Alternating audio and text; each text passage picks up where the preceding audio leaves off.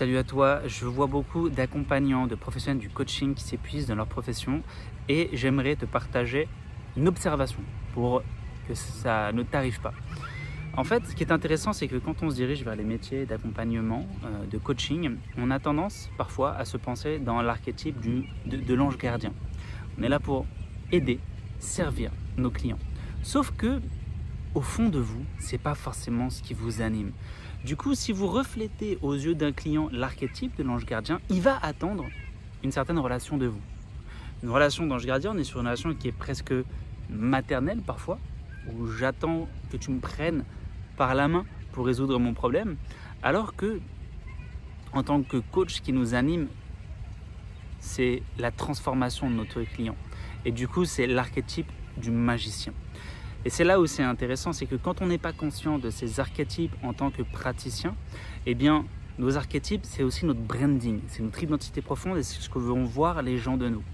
Si je véhicule l'idée que je suis là pour t'aider, t'accompagner, la personne va percevoir un ange gardien et attendre une certaine relation de nous.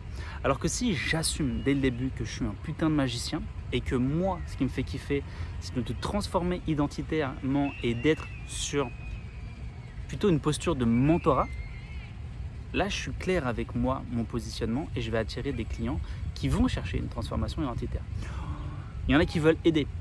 En fait, ce qu'ils veulent, c'est transmettre des informations qui eux-mêmes les ont transformées. Et donc, ce n'est pas des coachs accompagnants, c'est des coachs qui sont dans l'archétype du sage et qui sont là pour former davantage que coacher. Et c'est là où c'est intéressant. Moi, je partage beaucoup cette posture que j'aime beaucoup, qui est coach héros, qui est à la fois, tu es pleinement dans l'archétype du magicien parce que tu es dans le mentorat, tu es dans le coaching et tu es dans la formation. Tu transmets des outils, tu formes à ces outils et après, tu accompagnes la personne qui les a compris en avant.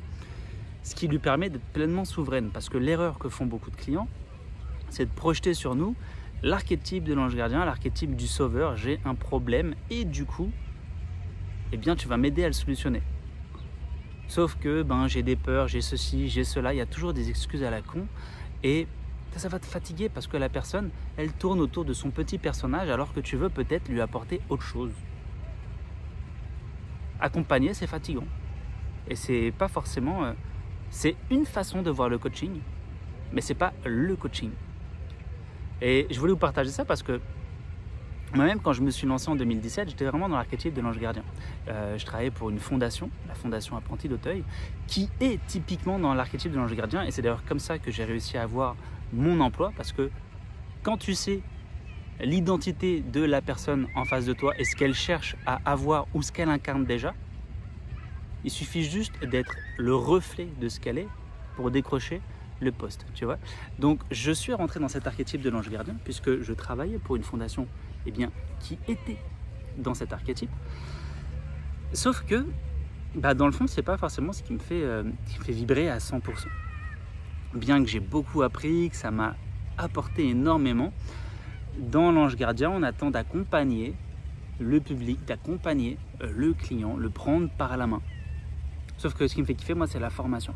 Et je veux qu'avec ces outils, tu sois souverain et que tu aies ton pouvoir. Et le problème que font beaucoup de clients, c'est de te donner à toi le pouvoir qu'ils cherchent au fond d'eux-mêmes. Donc, je vais développer un programme autour des archétypes le plus complet de toute la francophonie. Bon, déjà, tu me connais peut-être pour mon expertise sur le sujet. Je vais sortir un programme pour vraiment travailler sur ces archétypes. Tu peux me partager en commentaire si tu as des questions sur le sujet. Je pourrais te renvoyer vers des ressources.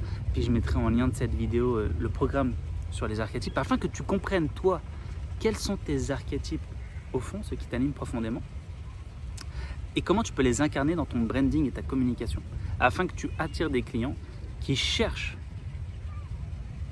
ce qui toi t'anime. Parce que sinon, tu vas t'épuiser.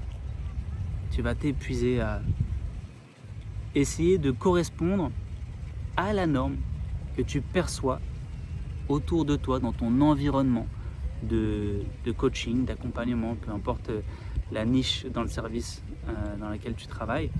On perçoit tous une norme de tiens, cet accompagnant, il fait ceci, il fait cela, il a telle identité, j'essaye sans même m'en rendre compte de modéliser mon identité sur la sienne, sauf que lui, c'est pas toi. Et donc, quand tu comprends tes archétypes profonds, tu vas pouvoir structurer et modéliser une stratégie de communication qui te ressemble vraiment, qui te fait kiffer, et tu vas arrêter de te mentir à toi-même en attirant des clients qui sont simplement pas faits pour toi. Et tu vas voir que ça va peut-être même te permettre de monter en expertise et de donner beaucoup plus de qualité à ton travail, puisque tu auras des personnes qui sauront le reconnaître. Voilà, une petite vidéo, simplement je vais te partager sur le sujet, parce que je vois trop de personnes qui se mentent à eux-mêmes et mentent à leurs clients sans même s'en rendre compte. Et du coup, ça crée des clients qui sont déçus et ça donne une mauvaise image au coaching de manière générale. Oh, je vais t'aider à améliorer ta situation financière, toutes ces pubs à la con qu'on voit sur les réseaux sociaux. Et en fait, les personnes sont déçues parce qu'ils attendent d'être aidés. Mais d'être aidés et d'être pris par la main. Alors que d'être aidé, parfois, c'est transmettre des informations, transmettre des outils qu'on espère que la personne va pouvoir comprendre et utiliser d'elle-même, sauf que ce n'est pas le cas pour tout le monde. Voilà, donc on se retrouve des fois à être dans des groupes de coaching, alors que ce qu'on a besoin, ce n'est pas l'énergie du groupe. Le groupe, on correspond plus à des archétypes de statu quo, alors que parfois les personnes cherchent une relation d'intimité.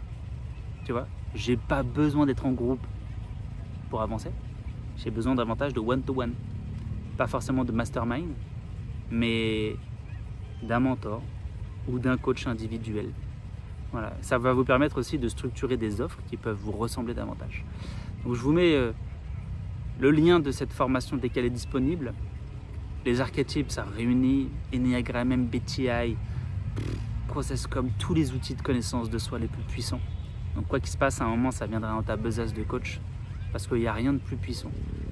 Mais j'en reparlerai quand ce sera disponible et tu vas vite comprendre la puissance de cet outil, que sont les archétypes. Voilà. Je suis en direct de Genève, tu vois, c'est beau en même temps, je te fais visiter. Je suis en train de chercher un logement ici. Et c'est pas facile. Une norme financière qui est vachement différente de la France. Il y a le loyer à 4 000 € ici. Là où en France, c'est quand même plus accessible. Voilà. Voilà les petites news. Je vous souhaite de vous porter bien. Et je vous dis à bientôt.